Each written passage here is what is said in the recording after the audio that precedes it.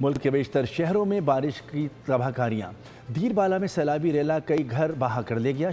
شمالی علاقوں میں مختلف مقامات پر سڑکیں بند ہونے سے آمد و رفت معطل ہو گئی۔ پنجاب کے مختلف شہروں میں بھی آندھی کے ساتھ بارش ہوئی، درخت اکھڑ گئے۔ فیصل آباد میں مکان کی چھت گرنے سے واقعے میں 3 بچوں سمیت 5 افراد زخمی ہوئے۔ ملک میں موسم کے ستم، مختلف شہروں میں بارشوں سے تباہی۔